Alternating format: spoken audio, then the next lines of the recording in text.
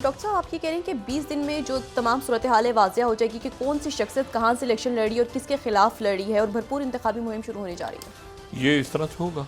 ये इलेक्शंस के तो अब यानी आप देखें ना, कल अगर आ जाता है सारा सिलसिला, कल या परसों 20 से नहीं तो 22 से ये सारा जो इंतखाबी मुहिम कौन कहाँ खड़ा होगा, किस पे क्या एतराज़ होगा, ये सारे मामला जो हैं ये अगले 20-22 दिनों में तय होने। और इसमें जो है ये साथ ही जो बाहर के दूसरे वाक़यात तेज़ी के साथ ये मशरिक़ वुस्ता में और गज़ा के हवाले से और इसराइल के हवाले से है, वो ये है कि 24 घंटे पहले ये था कि 2 दिन और बढ़ाई जाए, तो 1 दिन बढ़ी है सिर्फ इसकी जो जंग बंदी है। और उसमें जो है वो आज पहली दफ़ा मगरिबी किनारे पे जो है वो 3 इसराइली उनको 2 नौजवानों ने गोली मार दी, और उसके बाद जो है वो उन नौजवानों को भी जो है जवाबन इसराइल की फ़ौज ने निशाना बनाया। और 242 लोग जो हैं वो अभी तक मगरिबी किनारे पे फ़लस्तीनी जो है वो शहीद हो चुके हैं। मगरिबी किनारे गज़ा की तादाद तो अभी एक बढ़ती जा रही है, कई ज़ख्मी भी अब दम तोड़ रहे हैं जो अस्पतालों में गए हैं मुख्तलिफ जगहों पे।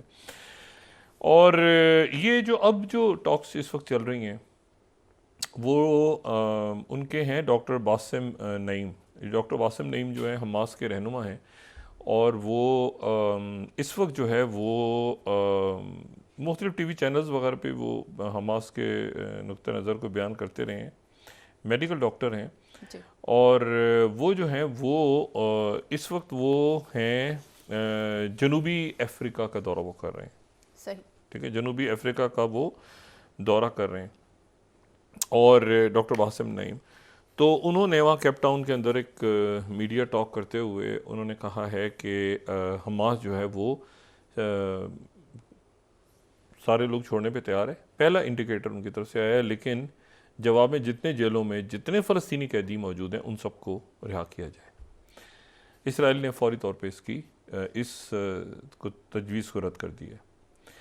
लेकिन जो अगले मराहिल हैं वो अहम हैं। 2 रियासती जो वांगी हैं वहाँ पे, जो वज़ीर ख़ारजा पहुँचे हुए हैं, उन्होंने बड़ी तफसीली बात की है वहाँ पे बाकी लोगों से, वज़रा से दुनिया भर में जो चाइना के, वो बात कर रहे हैं। इधर से सेक्रेटरी ब्लिंकन मुकम्मल तौर पर प्रेशराइज़ कर रहे हैं कि आगे कैसे बढ़ा जाए इसको 2 स्टेट सॉल्यूशन को लेके, और साथ ही वायलेंस को भी ख़त्म किया जाए। क्या डीमिलिटराइज करेंगे पूरे इलाके को, क्योंकि हमास अगर ये मामला आगे बढ़ता है 2 रियासत का तो हमास को भी हथियार डालने होंगे। हमास ने हथियार उठाए हैं तो उसकी वजह कोई वजह उठाई तो फिर क्या हथियार सबसे लिए जाएंगे। फिर इसराइल पर वो जगह कहाँ होगी, जो कल भी मैंने बात की थी ना कि राइट टू रिटर्न होगा, वो आबाद कहाँ होंगे लोग, कैसे। तो ये बड़े बड़े पेचीदा इशूज़ आ गए आने वाले दिनों में। लेकिन अब संजीदगी से इसके ऊपर दुनिया ने, सब ने, चाइना, अमेरिका, अब इसमें अब सब एक जगह बात करें। नेतन्याहू पे अगले हफ्ते से जब ये 7 अक्टूबर को ये वाक़या पेश आया हमास वाला, तो नेतन्याहू पे मुकदमा चल रहे थे उस वक्त करप्शन के। तो 7 अक्टूबर के बाद वो मुकदमा तो रुक गए थे हंगामी सूरत-हाल की वजह से, वो दोबारा शुरू होने जा रहे हैं अगले चंद दिनों में। ठीक है, तो नेतन्याहू अपने मामलात में आज मुलाकात हुई है सेक्रेटरी ब्लिंकन वगैरह से उनकी। मुझे नहीं पता सेक्रेटरी ब्लिंकन मगरबी किनारे का दौरा करते हैं या सीधा वो आगे दुबई निकल जाते हैं, क्योंकि दुबई में COP 28 शुरू हो गई है। लेकिन दूसरी जो बड़ी खबर है आज की, जो बड़ी खबर है, बहुत खबरें होती हैं जो, जैसे ये खबर है ना, ये इंडिया वाली, ये एक अजीब सी, मतलब ये टाइम्स टू कम ये फॉलो करेगी कि अमेरिका ने एक इंडिया का प्लॉट पकड़ा था और जिसको इंडिया समझ नहीं पाया, और वो प्राइम मिनिस्टर मोदी से भी डिस्कस होता रहा, वो अजीत सबसे डिस्कस होता रहा, उनको पता ही नहीं चला कि ये कनाडा नहीं है, ये अमेरिका की इंटेलिजेंस है, या उनसे शेयर किया और उन्होंने लोगों को नहीं बताया, या उसको लाइट लेते रहे, क्या हुआ। ये एक सवाल है जिसका कुछ हमें अंदाज़ा है, लेकिन कमिंग डेज़ में ये जब मीडिया में ज़्यादा आएगा, और मेरा ख्याल है कि इसमें इंडियन मीडिया ही कोई स्टोरी करे, क्योंकि ये तो बाहर के लोगों से बड़े अच्छे कनेक्टेड लोग हैं ना मीडिया। मैंने उनसे कहा उनकी तो पता करें भाई कि क्या स्टोरी आने वाली है। तो बहुत बड़ा बॉम्बशेल है, और ये यकीनन पहले पता होगा इनको, अगर इनसे खबर शेयर की है तो इनको फिर अपने लोगों को एतमाद में लेना चाहिए इस पर।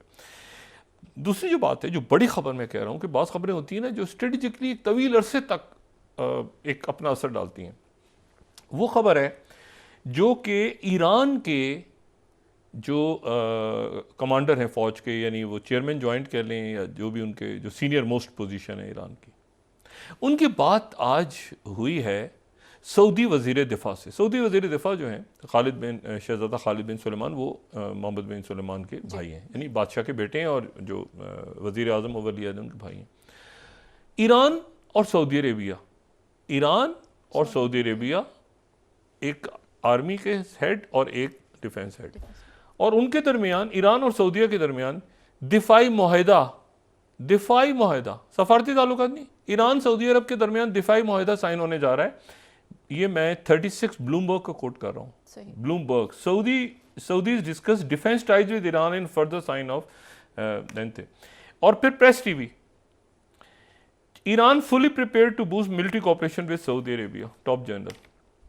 देखें, अच्छा ये चाइना के फॉरेन मिनिस्टर लगे हुए हैं, चाइना, रशिया, ये सारी दुनिया किसी तरह से कि ये दोबारा जो उनके फॉरेन मिनिस्टर हैं वांग यी, उन्होंने 2 स्टेट सोल्यूशन की बात की है। ये मौजूद है वहाँ पे, न्यूयॉर्क गए हैं खुद, और ये ज़ाहिर है चाइना इसके अंदर, पूरी दुनिया इस वक्त कोशिश ये कर रही है कि किसी तरह से अमन आ जाए, और अमन आए, और ये मामला जो है ये अब मट्टी पाँव से आगे निकल चुका है मामला। इतनी बड़ी तादाद में लोग शहीद हो गए हैं, और वो आप मतलब है कि वो मतलब ये तो बड़ी बड़ी अजीब व गरीब सी सूरत हाल हो गई है ना, और पूरी दुनिया खड़ी है, और उसमें यही मामला कहीं इलेक्शंस की तरफ ना चला जाए। इलेक्शंस में दुनिया जा रही है, तो देखें ना अमेरिका में प्रेसिडेंट बाइडेन का इलेक्शन है, उधर ट्रंप, तो ये अमेरिका ने भी इसको संभालना है। यूक्रेन तो लग गया साइड पे, यूक्रेन से वो तो अलग हो गए हैं, क्योंकि अलग इसलिए इस सेंस में हो गए हैं कि यूक्रेन जो है ना वो खुद भी नहीं संभाल पा रहा ना, करप्शन, हर रोज़ वो फायर कर देते हैं अपने बंदों को, ये मामला वो मामला। तो वहाँ पे जो लेवरॉफ हैं वो मौजूद हैं, सेक्रेटरी ब्लिंकन वहाँ से चले गए, बस उन्होंने इजाज़त, उन्होंने कहा बस यहाँ पे लेवरॉफ और यूक्रेन चीखता रह गया। एस्टोनिया, और मेरा ख्याल है एस्टोनिया, लैटविया, लिथुआनिया, इन मुल्कों को सबको ये मुल्क बड़े ज़बरदस्त हैं, इनके ताल्लुकात सबके आपस में अच्छे होने चाहिए। और जैसे मैंने पहले बात की थी कि यूरोप को भी मसाइल में नहीं डलना चाहिए, उनकी इकॉनमी भी बड़ी ख़राब है, बरतानिया की इकॉनमी ख़राब है, लोगों को अपने मामला देखने चाहिए। ये जब यूक्रेन की जंग छिड़ी ना, तो ये जो इंडिया ने स्टांस लिया कि जी हम तो ऑयल लेंगे, तो बड़ा आपको अच्छा लगा, पूरी दुनिया ने तारीफ, हमने सारी दुनिया ने बड़ा कि यार ये तो इंडिया इतनी, तो जो अच्छी चीज़ होती है कि जी हम यूरोपीय जंग में नहीं आएंगे, ये जयशंकर जी का जुमला था। लेकिन फिर उसके बाद वो करते करते करते वो थोड़ी सी कोई अच्छी करते, वो फिर वो ऐसा कर देते हैं, मामले को खिचड़ी बना देते हैं। अब जैसे ये है, इसका कोई हल है क्या? आपने अमेरिका में कत्ल करने की कोशिश की, और अमेरिका के पास वो सबूत है उनके इंटेलिजेंस ऑफिसर्स के पास, जिसमें आपके वो CC1 ने भेजा हुआ है एक वीडियो रिकॉर्डिंग करके, वो निजर वाली, उन्होंने कनाडा को दिखाई है, कनाडा उनको दिखाई, हम नहीं जानते, वो रिपोर्ट लगी हुई है उनके साथ, उसमें ऑडियो, वो जो वीडियो है क्लिप, और इस नंबर से आया ही, वो नंबर कौन सा है, वो जो नई दिल्ली के पास रहता है, और ये लिमिटेड दायरा उन्होंने डिटेल्स सामने दिए हैं, उनके पास इंटेलिजेंस तो ज़्यादा होगी। अब इशू ये है कि इसको पीस की तरफ कैसे लेके जाया जाए, 2 स्टेट सोल्यूशन की तरफ कैसे लेके जाया जाए, और इसमें जो है वो जाहिर है कि अब जो मतलब एक एक दिन 2 दिन, ठीक है, उधर से कैदी छोड़ेंगे, उधर से लोग शहीद हो रहे हैं, उधर से वो 161 लोग अभी भी मौजूद हैं हमास के पास, और हमास और इस्लामी जिहाद के पास। उधर से लेबनान, इसमें आप देखें सबसे जो एक बड़ी अच्छी बात हुई है वो ये है कि दूसरे मुल्क सखे नहीं हुए अभी तक। ये जो हुआ है ना वाक़या कि हूतियों ने कर दिया, या उधर से सीरिया में हो गया, या इराक़ में हुआ, या लेबनान की तरफ से बना, ये इतना तो अल्लाह ताला दर्जात बुलंद करे जो लोग शहीद हुए हैं वहाँ पे, या जो भी मामला हुआ लेबनान में ख़ास तौर पे, वो उसमें मीडिया के लोग भी हैं। लेकिन ये है कि मुल्क सकिन नहीं हो गए, क्योंकि ये तो पूरी कोशिश कर रहे थे पूरी दुनिया में। बीवी नेतन्याहू मुझे नहीं पता कि किस मूड में थे कि तबाह कर दो, न्यूक्लियर गिरा दो, ये हस्ती चाहिए, बिल्कुल एक जो ज़ायनिस्ट है ना, और इसमें ज्यूज़ बहुत आगे हैं। ये मैं कहता हूँ ज्यूज़ को और ज़ायनिज़्म, ज्यूज़ आगे हैं, क्रिश्चियंस, मुस्लिम्स, हिंदू, पूरी दुनिया मज़हब से हट के जो एथिस्ट भी होते हैं ना, वो भी इंसानी बुनियाद, इंसान को तो प्यार करते हैं ना। ऐसे ही तो बात ये कि बच्चों की लाशें, लोगों की लाशें देख के भी तरस अगर नहीं आ रहा, नस्ल कुशी है, जेनोसाइड है। तो इसके ऊपर तो अब सारे मुल्क की, सऊदी अरेबिया की डिमांड है। और आप देखेंगे कैसे यूनिटी कैसे हो रही है मुल्क, ये मुल्कों के दरमियान वो ख़त्म हो गया दौर कि आप लड़वा रहे हैं, कभी शिया सुन्नी फसाद करवा रहे हैं, कभी हेनरी किसिंजर चले गए दुनिया से, अब अल्लाह ताला के पास है उनके मामला। 100 साल की उम्र में वो गए, वो किसिंजर के दौर में सेक्रेटरी भी रहे, और किसिंजर के दौर में वो NSA भी रहे, सही। सेक्रेटरी खारजा भी रहे, तो बहरहाल लेकिन ये कि उन्होंने बड़े अच्छे काम भी किए होंगे, लेकिन उसके साथ साथ हुकूमतें भी गिराई बनाई, सब कुछ किया। चाइना के साथ उनका बड़ा अच्छा दौर रहा। वो बड़े जॉर्ज जो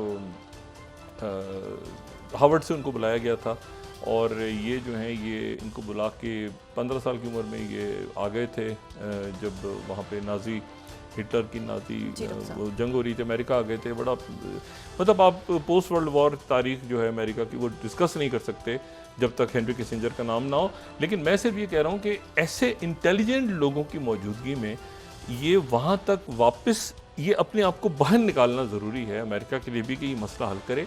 और ये इंडिया के लिए अब मुझे नहीं पता कि इंडिया के लिए आगे क्या मसाइल होंगे, कैसे निकलेंगे इससे, लेकिन ये ऋषि सुनाक के पास भी है इतला, ये ऑस्ट्रेलिया के पास भी है, ये चाइना के पास 100% है, रशिया के पास 100% है, ये बाकी दुनिया भर के अदारों के पास होनी चाहिए। लेकिन व्हाट नेक्स्ट इसको देखना है। और ये कि ये मामला जो है अब बीबी नेतन्याहू को, क्योंकि अब यहाँ से इसको हल करके जाएंगे। मेरा ख्याल है कि जो भी कुछ होगा, अब सेक्रेटरी ब्लिंकन एक इसको आए हैं खुद, वो बार बार तो नहीं आ सकते ना, एक सीज़फायर है, इसको वो तो टूटने नहीं देगा अमेरिका, ना चाइना ना कोई। ये सीज़फायर ऐसे चलेगी आगे, 1 दिन हो 2 दिन हो, कैदी छोड़ेंगे, उधर से वो रिहा करवाएंगे, लेकिन व्हाट नेक्स्ट, आगे कैसे जाना है, अब ये बैठ के बात करनी होगी। और ये बात उस वक्त तक ख़त्म नहीं होगी जब तक जो लोग शहीद हुए हैं इसमें, जी ठीक है, उनका क्या करना है, उनके कातिलों को क्या बैनुल-अक़वामी अदालत तक लेके जाना है या क्या करना है उनके साथ, ये फैसला भी अक़वाम आलम को करना होगा, अपनी पसंद नापसंद से हट के इंसानी बुनियादों पे इस दुनिया को अगर किसी असूल के तहत चलाना है।